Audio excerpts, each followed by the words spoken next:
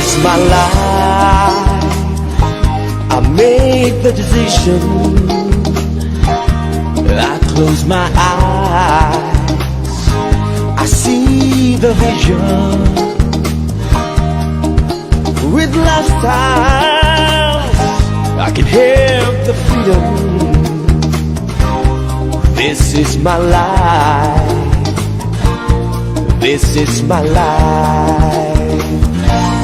This is your life. You made the decision. You close your eyes. You see the vision. With lifestyles, you can have the freedom. This is your life. This is your life.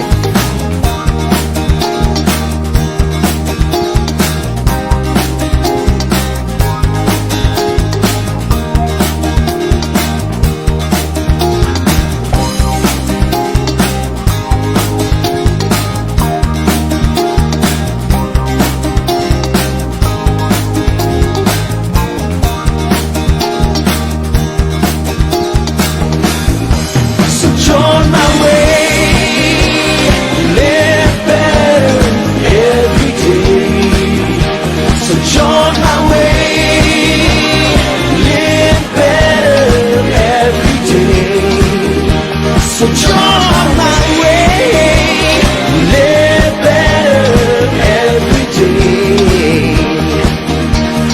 Live better, live better, live better. Every day, whoa.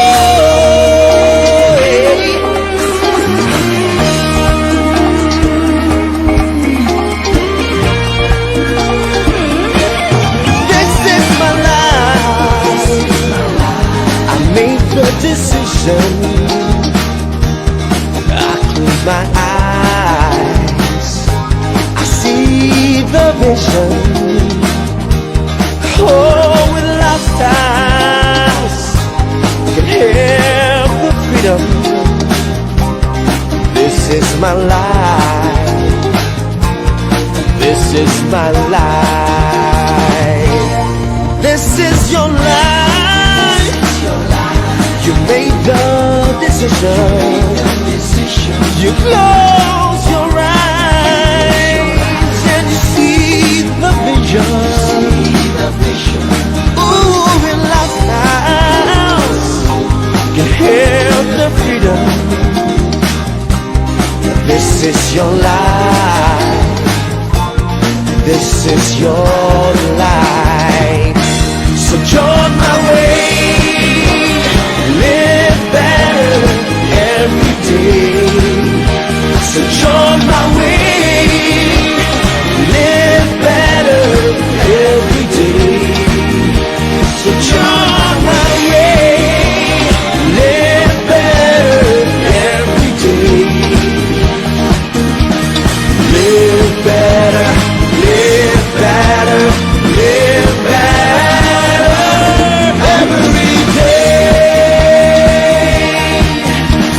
Live better every day.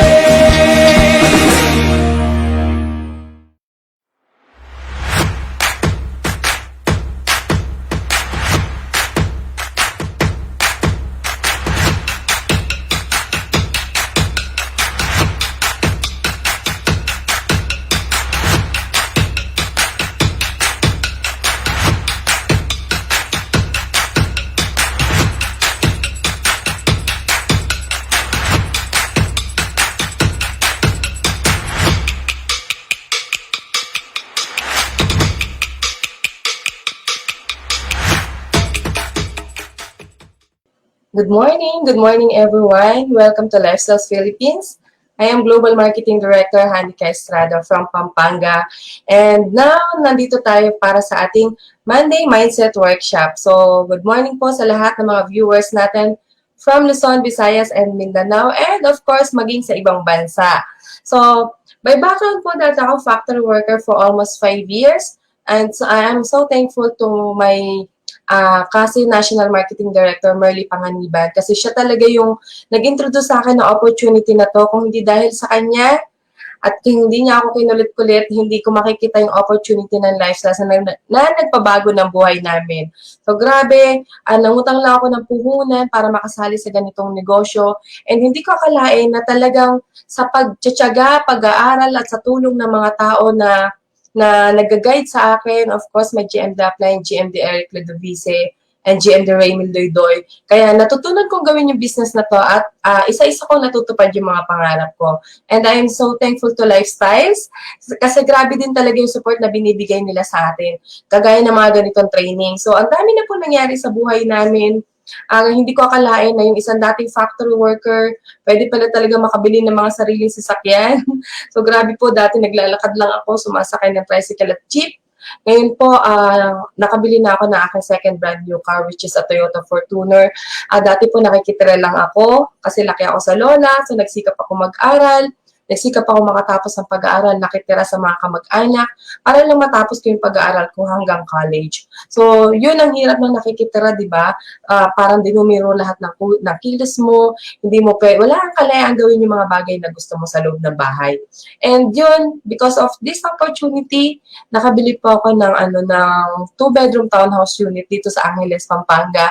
And travels, given talaga yan kasi si Lifestyle, sobrang generous niyan. The more na ginagalingan mo yung paggawa ng business mo, habang lumalaki yung business, habang napopromote ka, namimigay pa sila ng mga libreng travel. So, isa sa mga libreng travels na nakuha ko dito sa Lifestyle sa inyo, sa Jeju Island, South Korea when I was promoted to National Marketing Director. And ngayon, qualified po ulit ako for Seoul, South Korea na travel incentive ni Lifestyles. And karamihan ng mga naging travels ko din dito ay na-avail ko siya because of my income in doing Lifestyles business. So, ang dami na, iba't ibang bansa na po yung narating namin. Hindi ko akalain yung isang simpleng kagaya ko, pwede mag-travel pala sa ibang bansa. And dahil po yan sa mga natutunan ko sa mga training sa binibigay ni Lifestyles. Kagaya na lang ng pag-uusapan natin ngayon. Imagine, kahit pandemic, si Lifestyles gumagawa ng paraan para ma-reach out tayo, na maturuan kahit na nasa bahay lang tayo ngayon, di ba? So alam ko, excited na kayo at ready na kayong matuto ngayong araw na to. Grabe yung topic na meron tayong pag-uusapan ngayon kasi ilang weeks na natin tong pinag-aaralan yung libro ni John C. Maxwell, di ba? So, yan, i-share ko lang. Okay. Yan, di ba? So, ilang linggo na natin pinag-aaralan to. So, nakailang topics na tayo dito sa book na to. So, yung good leaders ask great question. O, di ba? So, yung good leaders pala, meron pala mga tamang pamamaraan ng pagtatanong. So, hindi lang tanong ng kung ano-ano, di ba? So, imagine pati yan pinag-aaralan natin, tinuturo natin para mapalaki natin yung business natin. So, bigyan lang natin siya ng konting review. Ayan. Konting review dun sa mga nakaraan, di ba? So, nung lesson 1, why are questions so important? So, nag-topic po niyan is si GMD Clarissa. Yung lesson 2, what question do I ask myself as a leader? Imagine mo pati yung sarili mo pala, meron tamang tanong by GMD Riza. And then number 3, what question do I ask my team members? Ano ba yung mga dapat nating tinatanong sa mga team members natin by GMD Maricel? Number 4, what must I do to lead myself successfully? So, hindi lang pala ibang tao yung nililid natin, even ourselves, kailangan matutunan din natin paano siya i-lead. So, ang nag-topic po niyan is si GMD Lea Guevara. And number 5, how does leadership work by GMD Jujet? And then yung last week, how do I get started in leadership by GMD Rochelle Peñaranda. So, yan yung mga naging topic natin nung mga nakaraang linggo. So, ano naman yung topic natin ngayong araw na to? So, type mo dyan, ano ba yung topic natin ngayong araw na to? Alam ko, excited kang malaman kung ano yan. So, yan, ang topic natin today is ito. Ayan. So, how do I resolve conflict and lead challenging people? So, paano ba natin susolusyonan yung mga ganyan? Paano ba natin i-handle yung mga challenging na tao sa organization natin? So, this is one of the most difficult areas for most leaders. You can do all the right things, but there is no guarantee others will change, succeed, or do well?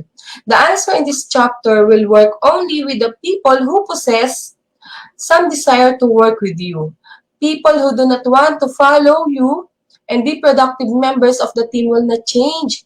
And that doesn't make you a bad leader. So kahit ayaw nila magbago, hindi ibig sabihin bad ka na leader. So it just means you have someone who's bad for the team and organization. You only cross into bad leadership if you make the choice to keep someone on the team when you shouldn't. Alam mo yun, mas magiging parang masamang leader pala tayo kapag mas pinili nating i-keep yung mga hindi naman nakakabuti sa organization natin, di ba? So, mas pipiliin natin yung makakabuti para sa nakararami. So, too often, leaders wait. They don't like to make this difficult decision. They hope people will change on their own instead of challenging them and offering them a pathway to change. Alam mo, hinihintay na lang natin, magbabago din yan. So, lilipas din yung panahon, mag-iiba din yung mindset niyan. So, nag-aantay na lang tayo na magbago yung isang tao instead na mag-offer tayo ng paraan para magbago siya. When people on the team are creating conflict or dragging the team down, many leaders think, I failed them somehow. Let me try harder. Let me try something different. Let me move them into a different position. Maybe things will turn around. So, akala natin kapag yung isang member natin is nahila pababa yung buong team. So, iniisip karamihan ng leaders is tayo yung may mali. So, parang may mali ba sa ginawa ko? O kaya try ko naman ng iba. Baka hindi effective yung pinagawa ko. Pero nakikita naman natin na meron lang tayong isang member na nagdadrag pababa sa buong organization natin. So everyone deserves our best shot as leaders to help them succeed. But they don't deserve repeated chances. Pag paulit-ulit na, alam mo yun, lahat naman deserve natin yung second chance. Kung nagkamali tayo, lalo na yung business natin, di ba? Sabi nga, our business is a forgiving business. So kung paulit-ulit naman na nangyayari, paulit-ulit niya nang ginagawa yung mga pagkakamali niya, dapat nag-iisip din tayo as a leader, di ba? Especially at the expense of others on the team. Nobody likes making this hard decision, but they must be made, and the sooner the better. So ayaw naman natin yun na meron tayong aalisin or tatanggalin sa grupo natin para lang sa kabutihan ng nakararami. As much as possible, gusto natin na mahila din natin siya pataas, maging successful din siya dito sa ginagawa niya sa business na to, di ba? And, ayan. So, anytime you have difficulty with people you lead, whether it's because of negative attitude, poor performance, lack of cooperation, or other issue, you need to start a process then. And that process is the same for nearly every situation. Yan. And, meron tayong dalawang tanong dito. Ano yung dalawang tanong na yan? Bago natin umpisahan yung paggawa ng process is, number 1, can they change? This deals with the ability. Kaya ba niyang magbago? Yun bang proseso na pagdadaanan niya, yung mga bagay na ipapagawa natin sa kanya, may kakayahan ba siya na gawin yun? So, kaya ba niya? And then number 2, will they change? This deals with the attitude. So, gusto ba niyang magbago? 'Di ba? Yung parang kaya ba niyang ibaba yung pride niya para gawin yung mga bagay na pinapagawa ng leader niya? So yan yung dalawang question na kailangan nating sagutin. Kailangan niyang sagutin. And yeah, for this process to be successful, when you ask people to change, the answer to both question has to be yes. So, dapat, ang sagot niya sa dalawang question na yan is yes. It can't be either or. Hindi pwedeng isa lang dyan. Pipili lang siya ng kaya niyang gawin. So, ano ba yung mga pwede nating gawin para matulungan natin yung tao na maging successful siya or magbago yung attitude niya sa ginagawa niya dito sa business natin. Number 1 is meet private ASAP to discuss their behavior. So, wag natin silang kausapin sa harap ng ibang tao. Lalo na pag medyo confidential or medyo maselan yung pag-uusapan natin. So, kausapin natin sila in private. Meet the person privately and level with them with integrity and honesty. Lay out what the issue is. So, ilatag natin ano ba yung issue. Maging specific tayo dun sa mga ilalatag o pag-uusapan natin tungkol dun sa behavior niya. Don't use second-hand report. Huwag natin sasabihin na narinig kasi natin sa ibang tao na ganito yung ginagawa niya, hindi maganda yung nangyayari, hindi maganda yung nagiging effect dun sa mga nakakasalamuhan niya. So, dapat hindi natin sasabihin na galing lang sa ibang tao yung mga information na yon. And don't attribute bad motives to them because they will only get defensive. So, huwag natin iparamdam na parang galit ba tayo sa kanya? Masama ba yung motibo natin? Bakit natin siya kinakausap? Papagalitan ba natin siya? Alam mo yun, iinsultuhin ba natin siya? O didikdikin mo pa siya lalo dun sa pagkakamali niya, di ba? So, wag nating iparamdam yun kasi lalo lang silang nagiging defensive. So, walang magiging magandang resulta kapag ganun yung naging pag-uusap natin. And, go into the conversation assuming their motives are good. Alam mo yun, yung pag kinausap mo yung taong yan is assuming na maganda naman yung motibo niya. Naintindihan naman natin yung gusto niyang mangyari o yung intention niya. So, yun yung mga bagay na pwede natin sabihin sa kanya. Never go into one of these meetings angry. So, wag kang makipagkita dyan sa taong yan. Nanggalit ka. So, baka kasi kung ano yung masabi mo. Baka kung ano yung magawa mo. So, sabi ng psychologist na si William James, whenever you're in conflict with someone, there is one factor that can make the difference between damaging your relationship or deepening it. So kapag galit ka, hindi mo alam, baka mas masira lalo yung relationship ninyo. Lalo na nung downline mo. Or mas magiging malalim ba yung relationship ninyo base doon sa pag-uusapan nyo. So if your attitude is positive, your mindset is to give the benefit of the doubt. So kung positive ka, di ba? Pakinggan din natin siya. At tingnan na, alamin natin ano ba yung totoong nangyari. Alamin din natin kung ano yung side niya. Yan. And number 2, ask for their side of story. So ito na nga yun. According to Peter Drucker, ito yung na-observe niya. Erroneous assumption can be disastrous. Diba? So, minsan may mga assumption tayo, nag-a-assume tayo na baka ganito yung nangyari, iniisip natin, baka ganito yung ginawa niya. So, minsan, nagiging ano pa siya, nakakasira pa siya, nagiging disastrous. So, yan. And number 3, try to come to a place of agreement. So, at this point, it's time to find out if they agree with you. Former Secretary of State Dean Acheson stated, negotiation is the classic diplomatic sense, assumes parties more anxious to agree than to disagree. That's the right attitude to bring into process. And then number 4, set out a future course of action with a deadline. So no matter whether people agree with you or not, you must lay out a specific course of action for them to take. Once again, be very specific. Indicate any actions they must not take or behaviors they must not exhibit, starting immediately. So if there are action steps they will need to follow through on, lay those out and put deadlines on them. And make sure they understand. Put requirements into writing if needed. So dapat meron kayong pinag-aagrihan, di ba? Meron kayong pinag-uusapan. So, kung kinakailangan daw na isulat mo pa yan, kung ano yung napag-usapan nyo, isulat nyo, di ba? Naalala ko na may mga activities tayo minsan, like yung 90 days program natin, di ba? Ginagawa pa natin ng sulat yan. Meron tayong agreement, meron tayong accountable person, so di ba? So, mag-set tayo ng future course of action with a deadline. So, mas matutulungan natin yung tao na yan na magbago siya, di ba? And number 5, validate the value of the person and express your commitment to help.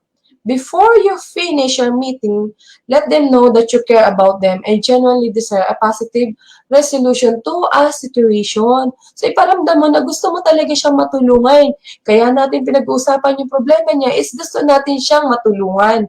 Diba? So, go if recommended, treat people as if they were what they ought to be. And you help them become what they are capable of becoming.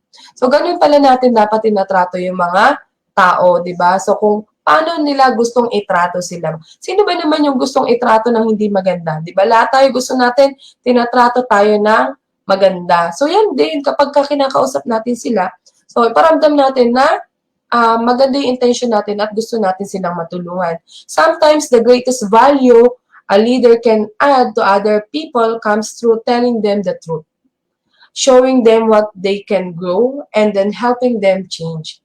Alam mo yun, magpakatotoo tayo. Mas matutulungan natin yung tao na lalo na sa organization natin, yung mga downlines natin, kapag totoo tayo dun sa sinasabi natin. Kasi wala namang ibang magsasabi sa kanila. Walang ibang magsasabi sa kanila ng mga mali na nakikita natin kung hindi tayo, di ba?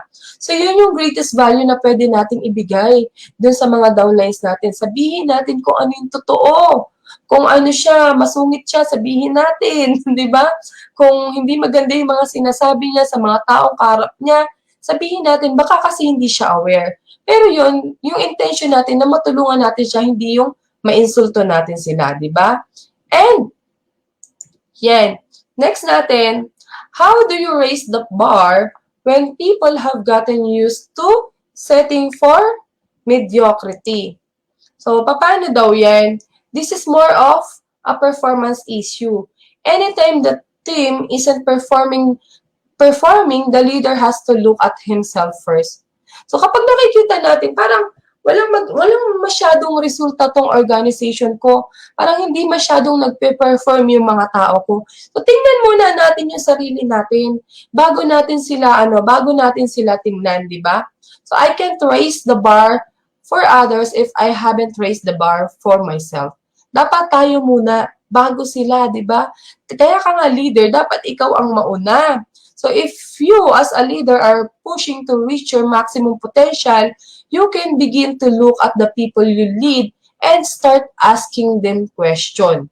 So kung ikaw daw yung leader na to, ikaw na napupush mo yung sarili mo to maximum potential, di ba yung wala ka sa comfort zone mo, yun, pwede ka na mag-umpisa na i-lead yung mga tao na ito at tanungin mo ng mga ganitong question. Ano ba yung mga question na yan? Ayan. So, sabi dyan, if you are a leader, are pushing to reach your maximum potential, you can begin to look at the people you lead and start asking them questions. So, number 1, are you reaching your maximum potential? So, tanungin natin, di ba, yung tao natin, nare-reach ba niya yung maximum potential niya? Many people don't understand that they can do much better than they currently doing. So, hindi nila alam yun, na mayroon pa silang ibubuga, na mayroon pa silang higit kayang gawin, maliban dun sa kaya nilang gawin ngayon. They may not even have reaching their potential as a goal. So, tayo yun. Tayo yung pwedeng tumulong sa kanya para malaman niya na meron pa pala siyang potential. Meron pa siyang mas hihigit pa kaysa dun sa kung ano yung meron siya ngayon. And number 2, would you like to do better? Diba tanongin natin, yung downline natin. Kung gusto pa niya na mas better pa, you can find out a lot about a person by hearing their answer to this question. Marami tayong malalaman tungkol sa kanya kapag sinagot niya tong question na to. If they answer yes, you may be able to help them. If they answers no, they can't even help themselves. So kahit sila mismo, hindi nila kayang tulungan yung sarili nila. Kasi nga, ang sagot nila, hindi. Di ba? Ayaw na nila na mas maging better pa. Yan. And next, do you know how to reach your maximum potential? So tanong natin yan. Kaya ba niya ma-reach yung maximum potential niya? Many people don't have a clue about how to become successful. They have the desire but not the knowledge. Hindi nila alam paano ba maging successful. Wala naman tao na ayaw maging successful. Lahat natin gusto, di ba? Pero hindi lahat alam kung paano. Di ba? And if they don't know the path forward, you may be able to show it to them. So as leaders, tayo yung pwede magpakita nun sa kanila. Diba? Turo natin, paano ka ba magiging successful sa business na to? Yan. And lastly, can I help you? Grabe, diba? Tatanong natin yun. Pwede ba kitang tulungan? One of the most rewarding roles leaders have is that of coach and mentor. So when people are teachable and open to growth, helping them succeed can be highly rewarding. So as leader, di ba, kapag willing magpaturo sa atin yung mga downlines natin, yung mga tao natin, rewarding yan para sa atin. Kasi isa nga ito sa mga meron yung mga leaders na gustong-gusto natin is yung pagiging mentor at pagiging coach natin. So one of the things you as a leader need to help your people understand is that nothing good comes out of being average professionally. So it's okay to be average in many areas of your life. So okay lang maging average ka sa ibang area ng buhay mo. Pero when it comes to business, dapat hindi ka average lang. Kasi kaya mong higitan yan. Okay lang maging average ka when it comes to singing. Okay lang when maging average ka when it comes to dancing. Diba? In practical sense, one of the best ways to raise the bar for people is to do it incrementally. So dapat nalalamangan natin yung mga ginagawa natin. So for example, if you are a real estate broker with a lot of agents in your office and most of them make only 3 sales a year, challenge them to do 4. So kung distributor ka naman ng non-sales, ang kaya mo lang is 1 sponsor a month, challenge them to sponsor 2. Diba? O higitan nila kung ano yung nagagawa nila ngayon. That's a very, very reasonable increase that most people will believe they can do. Diba? So, naniniwala sila na, kaya ko pala siyang higitan, kaya ko pala siyang gawin. And if you set the goal, give them the incentive to reach it. So, kaya pala si Lifestyle nagbibigay ng mga incentive. So, bigyan natin sila ng incentive para ma-reach nila yung goal nila. Ano ba yung mga incentive na pwede natin ibigay? Alam niyo yung mga leaders natin dito sa Lifestyles, ang dami-dami naiisip na incentive. Yan. So, yung hinahabol natin yung incentive, hindi mo namamalayan, nare-reach mo na yung goal mo. So, it help them create a plan to achieve it. Tulungan natin silang gumawa ng plano, di ba? Paano nila ma-achieve and check in with them along the way. Most of them will be able to achieve it. So, karamihan sa kanila, kaya naman palang ma-achieve yung goal na binigay natin. The beauty of incremental challenges is that they increase the confidence of the people who achieve them. And they inspire everyone else who has been average. They give them hope. That's why every time someone gets a win, you should tell their story. It rewards that person and motivates those in the middle to perform better. So, pag na-achieve ng iba yung goal nila, i-share natin yung story sa iba, di ba? Yun pala yung competition kasi nai-inspire yung ibang tao na, ay, bakit si ganyan? Ano lang naman siya? High school graduate lang naman siya, pero na-promote siya. So, nai-inspire yung ibang tao. So, yung mga nasa average lang na performance is, nag-strive sila na higitan din yung performance nila. Yan. And, number 3, how do you motivate an unmotivated person? So, we cannot change people. People must change themselves. Diba? Who you are is who you attract. Ay, hindi natin kayang baguhin yung ibang tao. Hindi mo pwedeng sabihin na dapat ganito ka. Alam mo yun, kaya nahihirapan yung ibang leaders kasi sinasabi natin sa mga tao natin is dapat ganito yung ginagawa niya, dapat ganito yung pagkatao niya. So, binabago natin sila. We cannot change people kahit sino pa yan, kahit nga anak mo yan, hindi mo kayang baguhin yan. People must change themselves. So, sila sa kanila manggagaling yung pagbabago na yan. Dapat decided sila na baguhin yung sarili nila. So, as leaders, who you are is who you attract. Kung ano ka, ano yung pinapakita mo, ano yung ginagawa mo, yun din yung mga downlines mo. Kaya pala, di ba, kung ano yung trick ng upline, ganun din yung trick ng mga downlines. Yan, if you want people on your team to be motivated, you must be motivated yourself. So, gusto mo motivated yung mga tao mo, pero ikaw hindi ka motivated, di ba? Una-una, dapat tayo yung nagiging motivated. And, ways to create the culture of motivation. Start Start with motivated people. Starts with many motivated people as you can. Who you are is who you attract. You have to live with it before you expect it from anyone. Dapat ikaw muna, bago sila, di ba?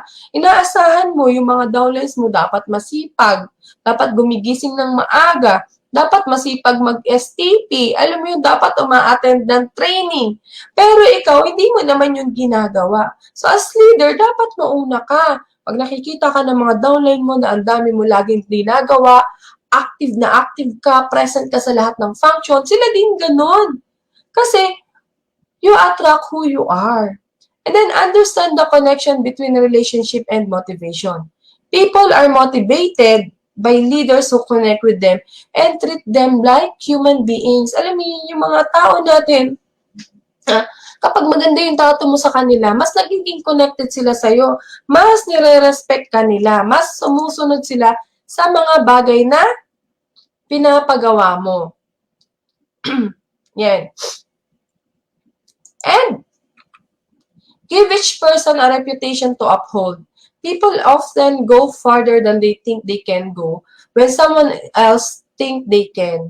Alam mo yun, pagka yung mas maraming nagagawa yung mga tao mo, mas nagiging mas nagiging productive sila kapag ka iniisip natin na kaya nila, na magaling sila. Kaya pala sinasabi, di ba, madalas mga apply natin, kung ano iniisip mo sa downline mo, yun siya.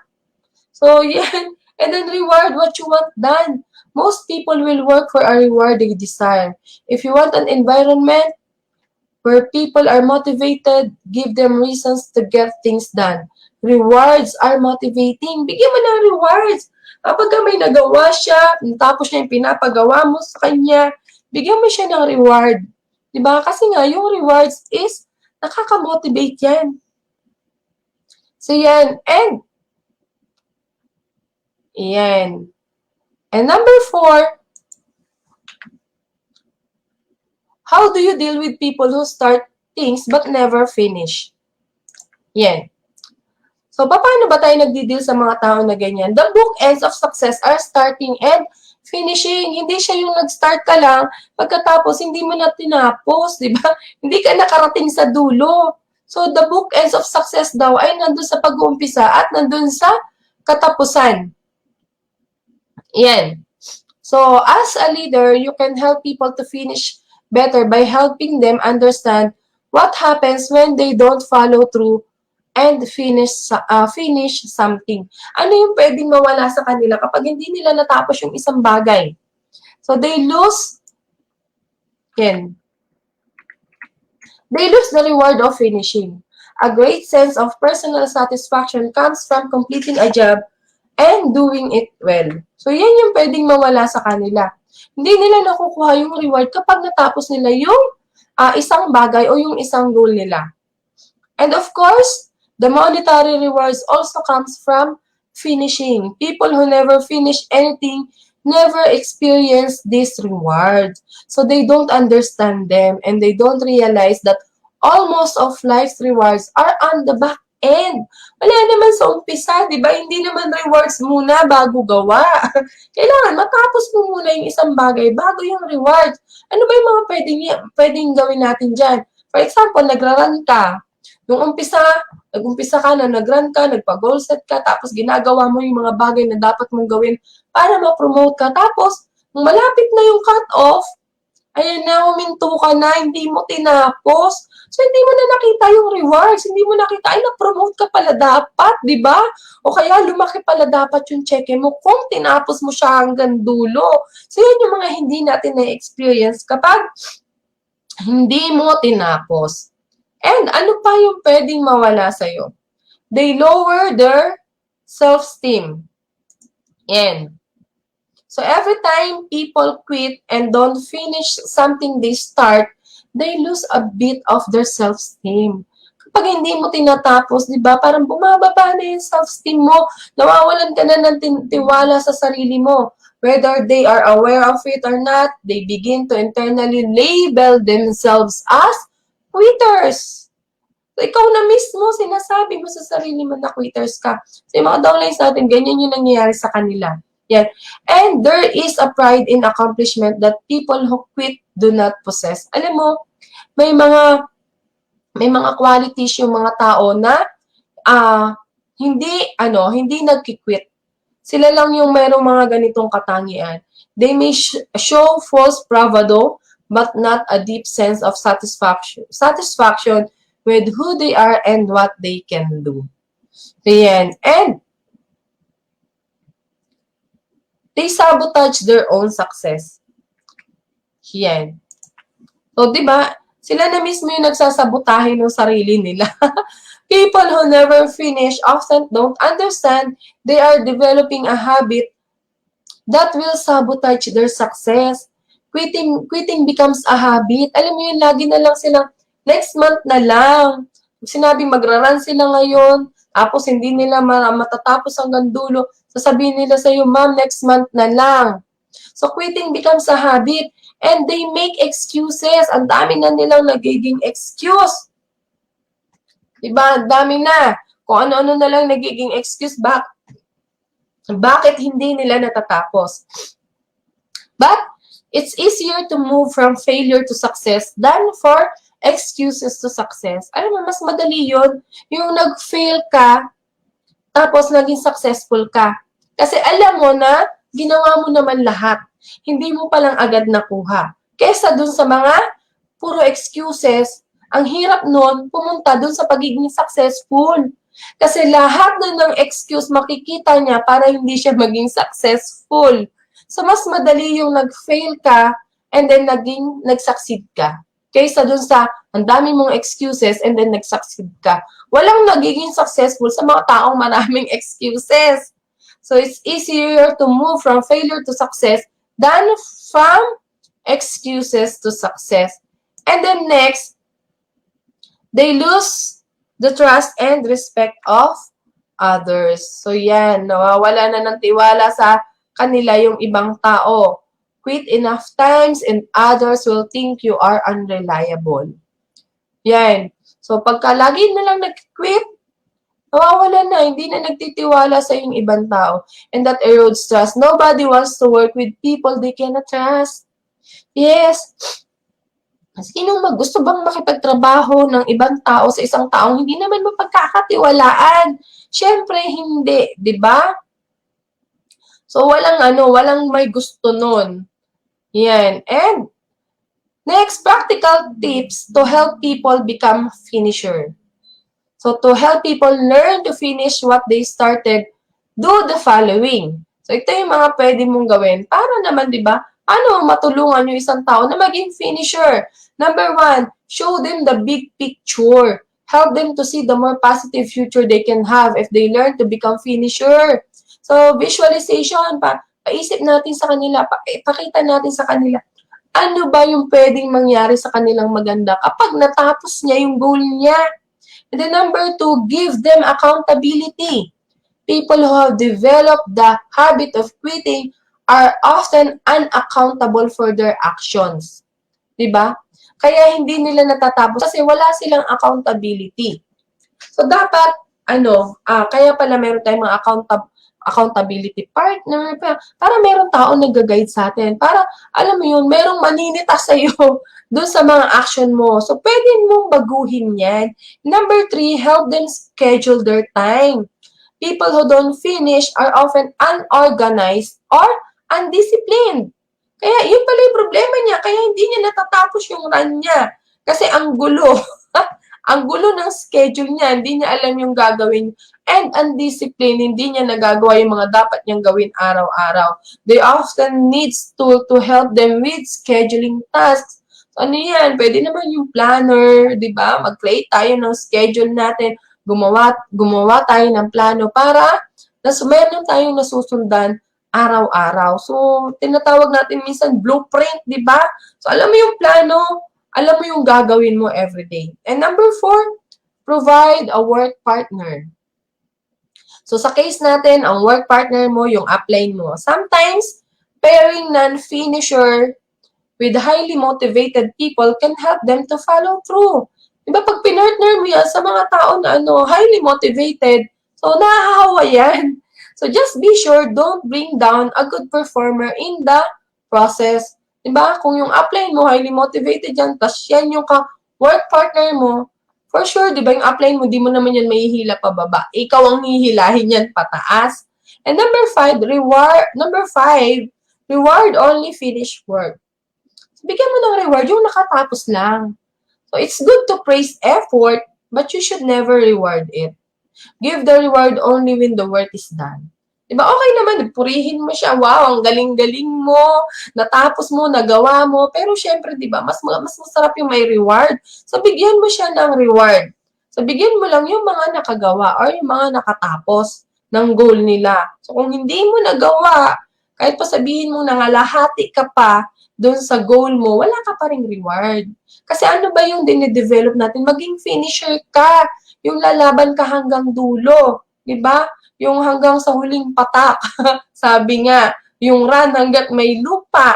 So, yan, marireward ka. And number 5, how can leaders help individuals move past their mistakes, filter out negative self-talk, and get on a path of success toward a better future? So, yan. Okay?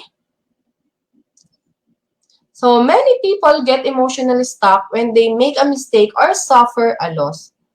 So, masyadong emotional. So, minsan, ang tagal-tagal na, iniisip-isip pa rin natin yung nangyari sa atin na they become overwhelmed with regret. Alam mo yun, nagsisisi ka pa, nagkamali ka, tapos pinagsisisihan mo, ang tagal-tagal na, ilang araw na, ilang linggo na, nagsisisi ka pa din. Hindi ka maka-move on, di ba? When we experience losses, we need to learn from them and let them go. So, kapag minsan may nawalan tayo, natalo tayo, di ba? We need to learn from them. So, may natutunan tayo doon. Nagpautang ka ng products. Hindi ka nabayaran. Di ba? Sinabi na nga bawal magpautang, di ba? So, let go mo na yun. Nagkamali ka nga doon di ba? May lesson doon. So, next time, hindi ka magpapautang kasi nga, hindi nagbabayad. And if we focus on the loss instead, it can bring us down. So, yung energy mo natatapon, na ang dami mo naman dapat pang gawin, ang dami pang pwedeng mangyari sa'yo, pero dahil lang doon sa nawala sa'yo, hindi ka na nakapagtrabaho ng maayos, di ba? So, meron ako story na isa sa taong nakilala ko, yung bag niya nawala. Yung bag niya nawala, tapos may lamang maraming pera yun. Malaking pera talaga yung laman niya, tapos andun pa lahat ng mga documents niya, andun yung mga importanteng yung mga documents niya, lalo na yung passport niya, tapos nawala yun. Hindi niya na mahanap, pinahanap niya nawala. So, di na nila makita. So, sabi nga niya, di ba, magmumukmuk ba siya? Iiyak na lang ba siya ng iiyak? Magagalit na lang ba siya ng magagalit? Yes! Nalungkot siya. Nagalit din siya. Pero, after niyang nailabas, okay na, di ba? Kasi nga, ano pa pwedeng mangyari sa'yo? Kung iisipin mo siya ng iisipin and then magagalit ka ng magagalit, nawala na nga siya. So, may lesson doon. So, don't focus on mga losses natin at saka yung mga past mistake natin. So, kung nagkamali tayo, may lesson lagi dyan. So, kunin natin yung lesson. Yan. And here's the difference between people who focus on the loss and those who focus on the lesson. So, yan, tingnan natin. So, ito yung mga tao na nagpo-focus sa loss. So, they think about what they did wrong. Iniisip pa nila yung mga bagay na nagkamali sila. And ano naman yung focus ng yung mga tao naman na nakafocus sa lesson, they think about what they can do right. So, ang iniisip nila, ano pa yung mga magagandang bagay na pwede nilang gawin. And then, ito naman, relieve the pain. So, sa lesson, put energy into healing. So, yung nasa loss, alam mo yun, talagang inuulit-ulit niya yung pain. Iniisip pa niya ng iniisip, kaya lalo siya nasasaktan. So, dito naman sa lesson, they put energy into healing. So, yung energy nila, yung gumagawa na lang sila ng mga bagay kung saan sila pwedeng mag-heal. kung saan pwedeng mawala na yung pain na nararamdaman nila. And then, next, dito sa loss, increase self-pity. Alam mo yun, lalo pang sinisisi yung sarili niya.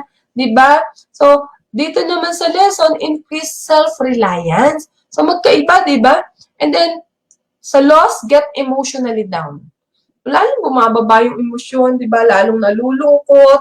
Yan na, nagmumukmok. So, dito sa lesson, get excited. Gumagawa siya ng paraan para maging excited siya. Kasi, di ba, pili ka. Saan mo gustong mabuhay? Sa lungkot o sa ligaya? Yan. And then, dito naman, lost, feel hopeless. Akala mo, nawalan ka lang ng isang bote. Akala mo, pinagsakluban ka na ng langit at lupa. Akala mo, yun na yung huling hininga mo, di ba? Nawalan ka ng nawalan ka ng sasakyan, nakarnap yung sasakyan mo.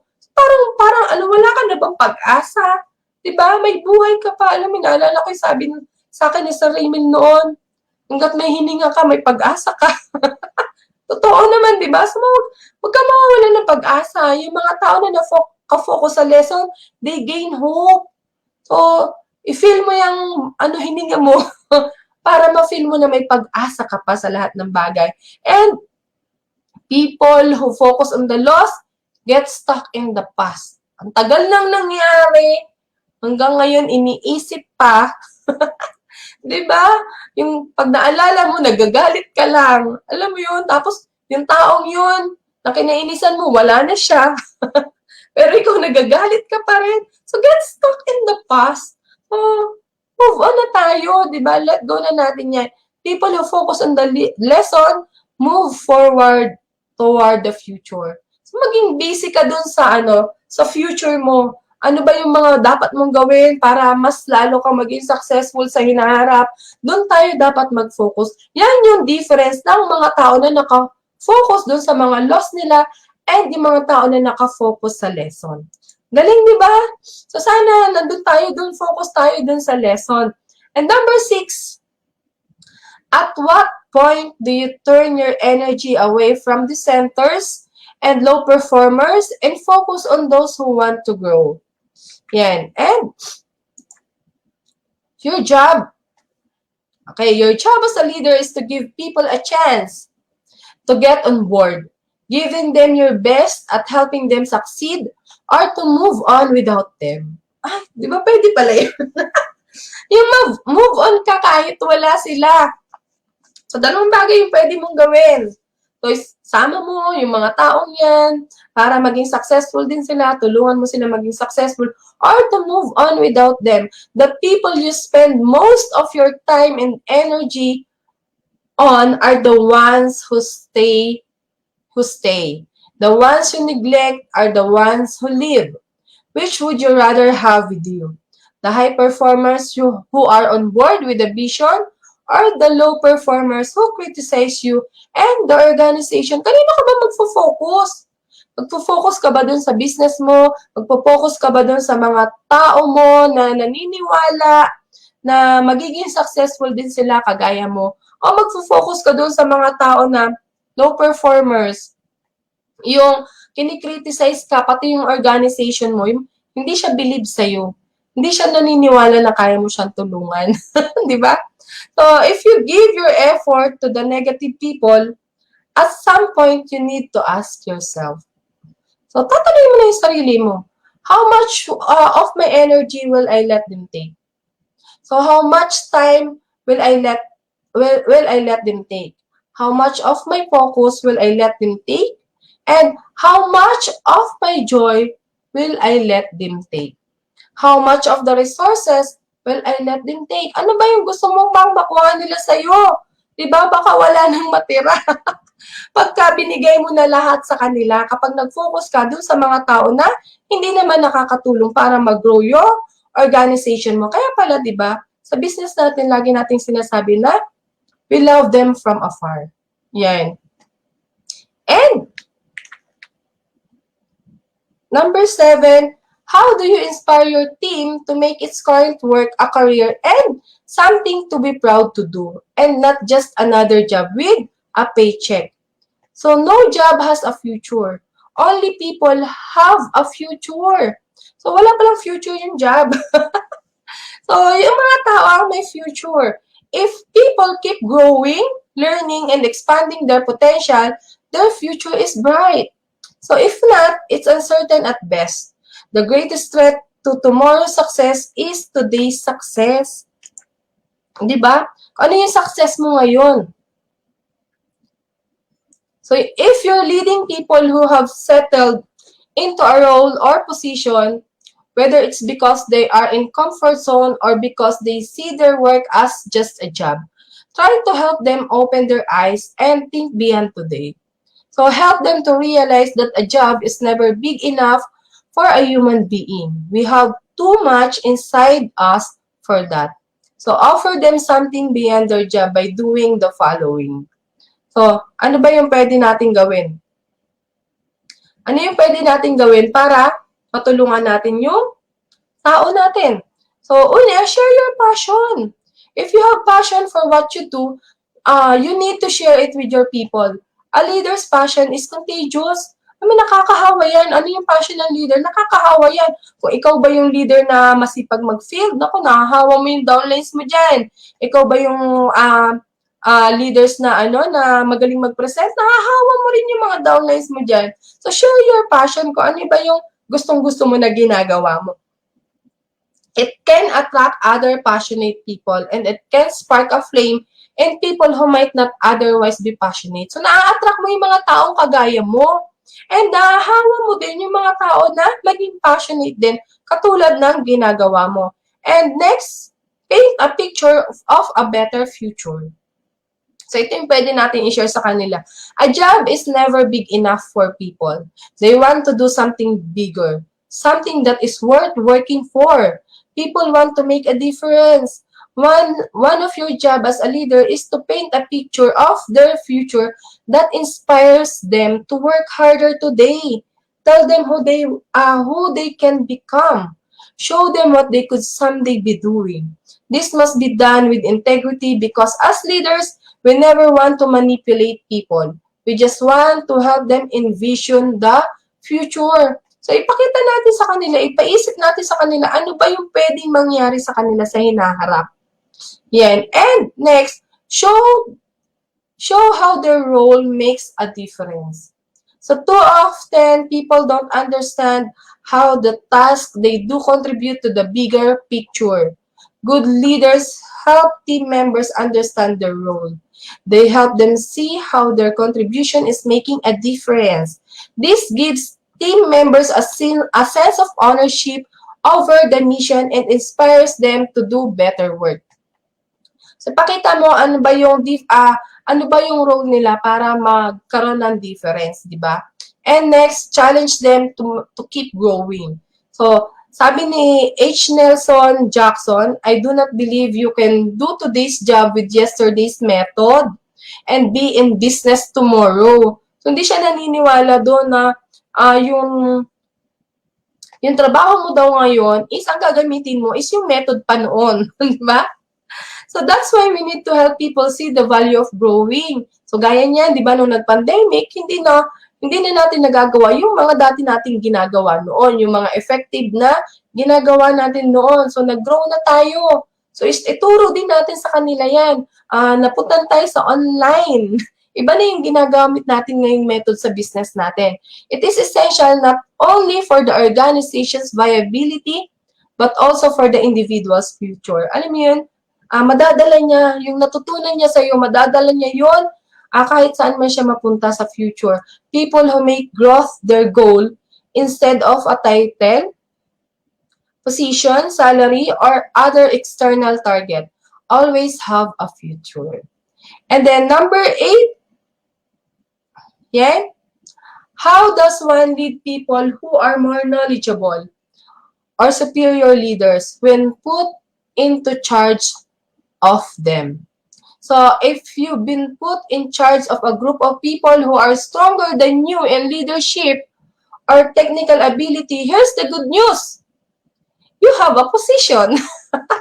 Ikaw yung tinalagang leader, di ba? Kahit sabihin mo na mas marami pang magagaling dun sa grupo mo kaysa sa'yo. And here's the bad news. The position won't mean anything to them. Wala silang pakialam kung ikaw yung leader. Diba? They won't follow you because of it. So, magaling nga sila eh. Diba? Marami namang ganyan. Diba? Sa business natin, meron tayong mga downline na mas magaling pa sa atin. So, maswerte ka, ikaw yung upline. Diba? Pero hindi ibig sabihin daw noon na naniniwala at susunod na sila sa atin. Diba? Wala silang pakialam doon sa position na meron tayo. Pero alam mo ba, your best strategy may be to enlist help from the most influential person on the team. Go to him or her and say, I know you're the most experienced than I am. You have more knowledge. My goal is to help the team win. Can I get your help? Diba? Pwede naman tayong humingi ng tulong sa mga downline na mas magagaling sa atin, diba? Hindi ka marunong sa technical, hanap ka ng downline mong mas magaling sa'yo, na mas marunong, yun yung ilagay mo. Hindi ka magaling mag-present, hanap ka ng downline na magaling mag-present. So, yun yung maganda sa business na ginagawa natin, diba? So, ang maganda dito, nagtutulong-tulungan tayo kung sino yung magaling sa isang bagay, diba, na i-contribute niya yung galing niya na yon. Pero as leaders nga, diba, hindi porket upline ka, ikaw na lang yung masusunod. Diba? Minsan, kailangan din natin mag-ask ng help sa mga downlines natin. Yan. So, when I have a problem, can I come to you for advice? When I need to make decision for the team, can I talk it over with you? I know that with your help, we can all be successful. If the person say yes, follow through. Yan, di ba? Pag pumayag siya, edi, ano na yun, tuloy mo na, di ba? Ask for advice, ask for help, and when things go right, publicly, give the person credit. Kung siya naman yung nakagawa nun, kaya naging successful yung buong team, bigyan mo ng credit yung tao na yan, di ba? I-announce mo sa buong grupo na kanya yung idea, siya yung nakagawa, kaya ito yung naging resulta, di ba? Kasi tayo talaga, gusto natin yung mga credit na yan. Gusto natin yung napupuri tayo, di ba? Kasi, di ba, pagka ikaw yung tumanggap ng credit, alam naman niya na siya yung gumawa nun, baka sa susunod, hindi na siya tutulong sa iyo. Kasi nga, ikaw naman yung bida. So, bigyan natin sila ng papuri, di ba? So, purihin naman natin sila dun sa mga magagandang na itutulong nila sa buong team natin. And number 9, how long do you push someone's potential when they are not reaching it? O, paano yun?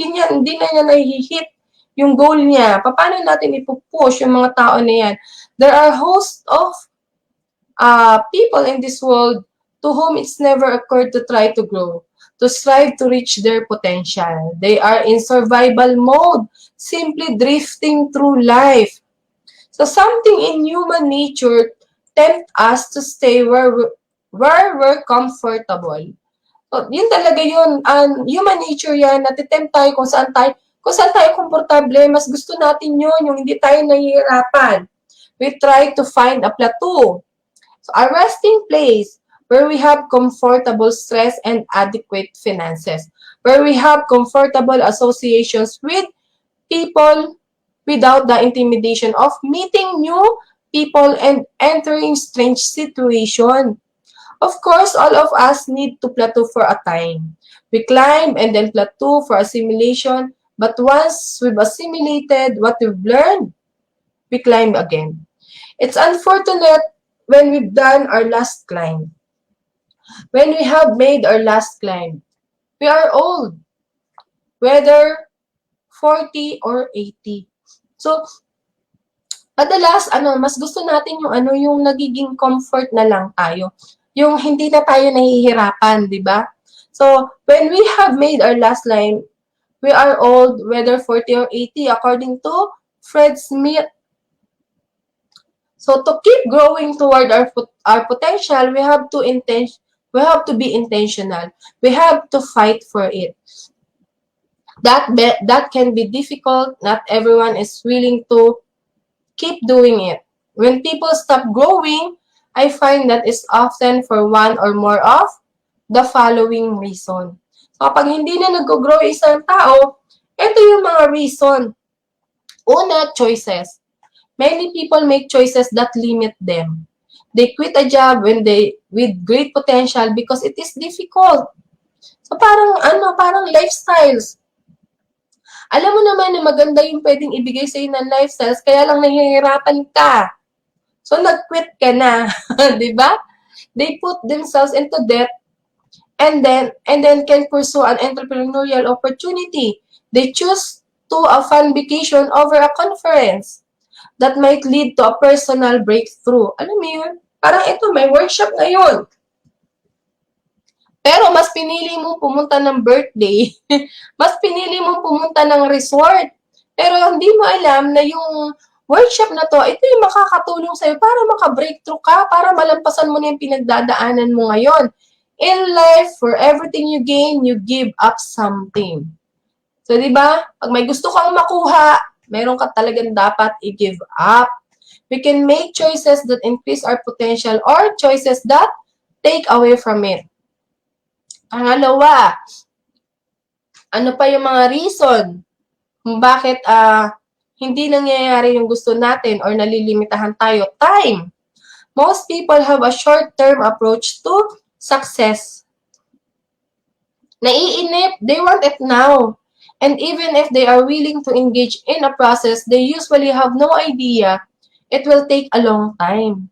So gusto naman dumaan doon sa proseso, pero hindi mo alam, di ba, na it will take time pala. So in your first 3 months, in your first 6 months, naiinip ka na agad. Gusto mo mayaman ka na agad.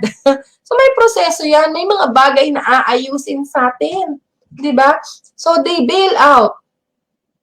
They heed the advice of Persian poet Saadi, who wrote, "Have patience. All things are difficult before they become easy."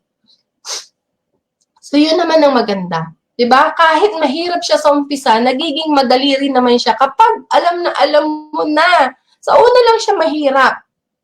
Yan. And next, yung price. Many people think they can rely on talent alone to get them through life. But talent will not carry you to your potential. It's only one part of the equation. Everyone who strives to reach his potential must pay a price in time, effort, resources, and opportunities missed. Many people fail to pay the price that their potential demands. So yun, di ba? You pay the price. Kung may gusto kang mangyari, syempre, meron ka rin dapat gawin. Kapag may mali kang nagawa, may kabayaran din yun. Di ba? So, next is problems. Yan. Everybody faces problems, obstacles, and barriers. Some people let those things defeat them. They fail to think creatively when problems arise. They don't have the tenacity to fight through them, or they lack belief in themselves. So yun na, pag dumating na yung mga problema, yung mga nagiging barriers, yan, hindi na tayo nakakapagtrabaho ng maayos, hindi na tayo nakakapag-isip ng maayos, yan. So, sometimes all people need is some encouragement. So, kailangan lang natin i-encourage yung mga tao natin kapag alam mo na may pinagdadaanan yan sa buhay. You must remember, it is their choice, not yours. You can push people to reach their potential. You can choose to leave you can choose to leave the door open for them, but they must walk through. If they choose not to, you're better off spending your time on someone who's hungry and actively wants to grow.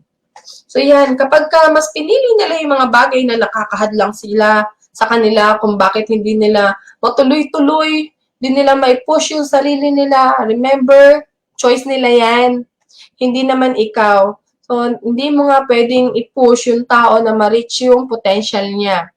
So, yan, pwede mo lang, open lang naman tayo. Kapag lumapit sila sa'yo, at ready na sila, di ba? Ready na sila to give their best para gawin yung dapat nilang gawin, makuha yung goal nila. Basta open lang yung door mo.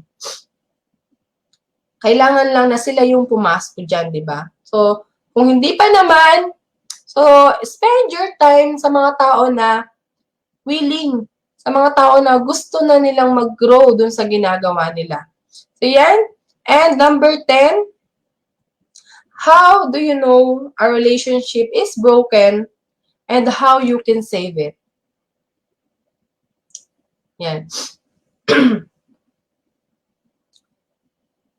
So, good leaders are constantly cultivating and managing a relationship with peoples at work, their peers, their bosses, their employees, plus all their personal relationship outside of their job. So, anytime a relationship is strained, damaged, or broken, they need to address the problem as quickly as possible. So, mabilis, dapat na nagagawan agad ng solusyon nyo. Gagawan agad ng solusyon yung mga problema na dumadaan sa buhay natin. Sa mga kasama natin sa trabaho, kasama natin sa bahay, o sa mga tao sa labas, mga kaibigan natin. So yeah. And how can you tell when a relationship has become broken? Ano mo malalaman yun na hindi na okay yung relationship mo sa isang tao? There are the most common signs. Ito yung mga common signs. It's hard to have an honest conversation. Yan. Diba? Mahirap na. Mahirap na makipag-usap sa kanila. When relationships are in trouble, it becomes difficult to have a normal, honest conversation. If you try to start one, the person will refuse to engage. So, iiwas sila ng iiwas. Diba? So, yan. And or become defensive or combative. They don't want to hear from you. They don't want to talk it out. Maybe they've been so hurt and they just can't handle it. So, hindi na. Ang hirap ng makuha yung loob kapag nasira na yung relationship.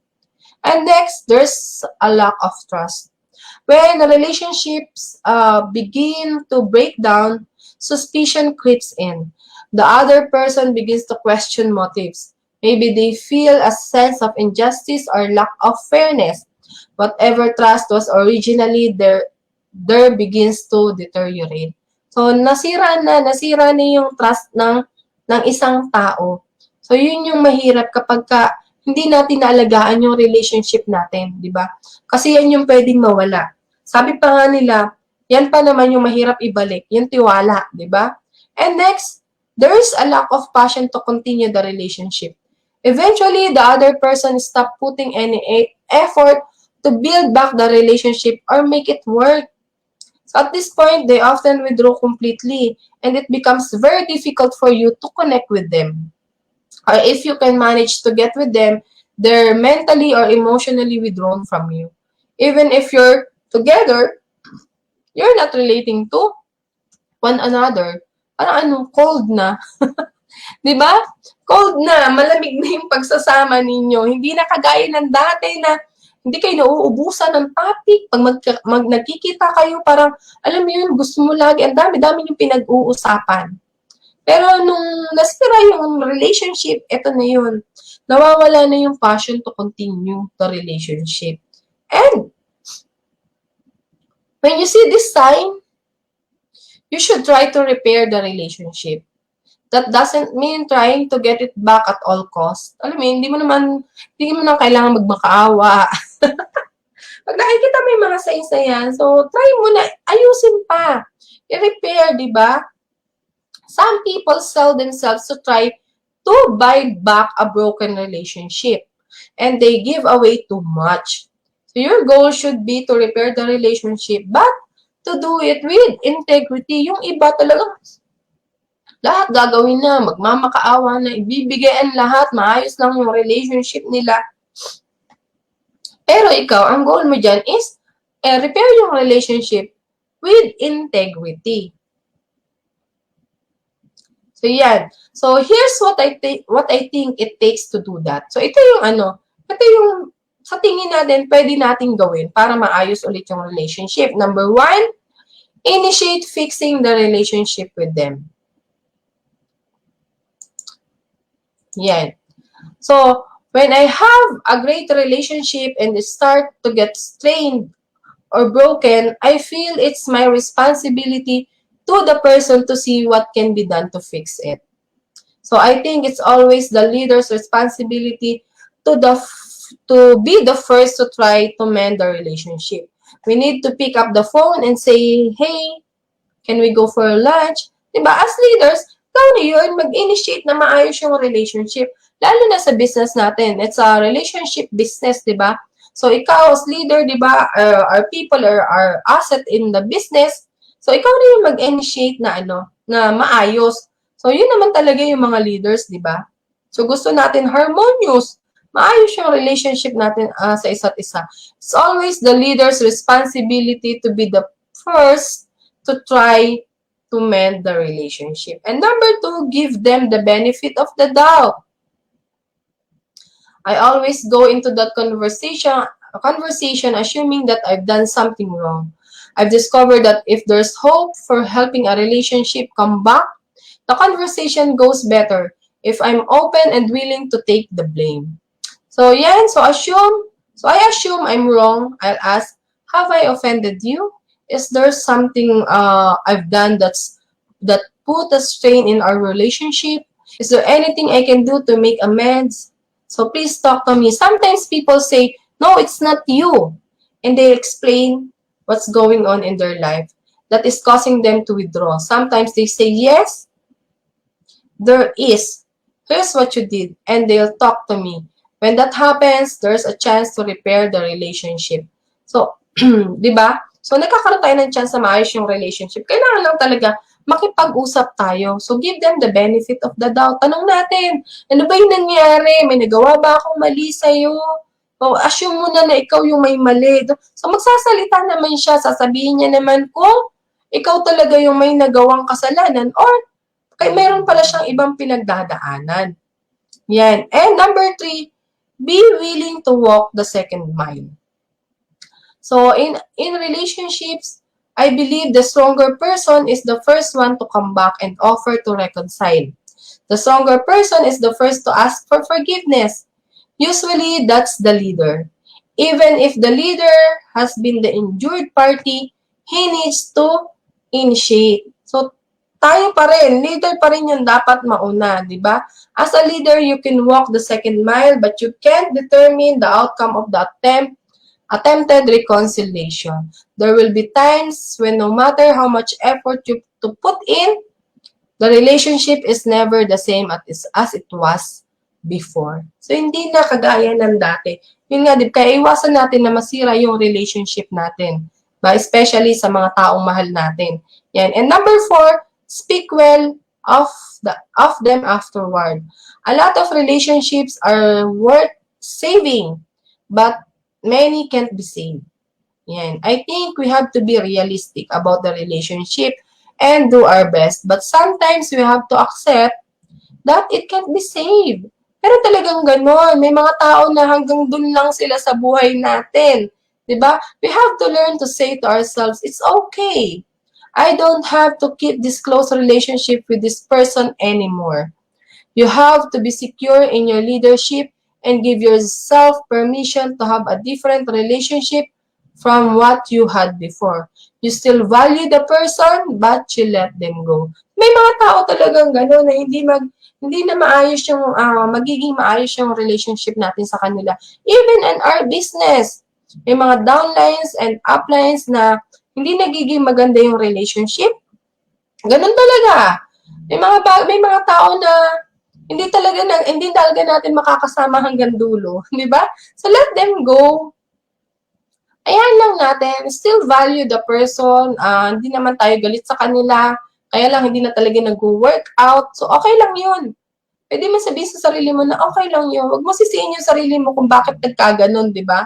Kasi baka meron lang siyang tinurong lesson sa buhay natin. Yan. So, yan. Tapos na po yung, yung workshop ko. So, sana may mga natutunan kayo sa mga naituro ko sa inyo ngayong araw na to. So, paano ba ma-handle yung mga challenging people? At paano natin mariresolve yung mga conflict na nangyayari din sa, yan. So, nangyayari sa organization natin o sa business natin. So, yun lang po. Maraming salamat and to God be all the glory.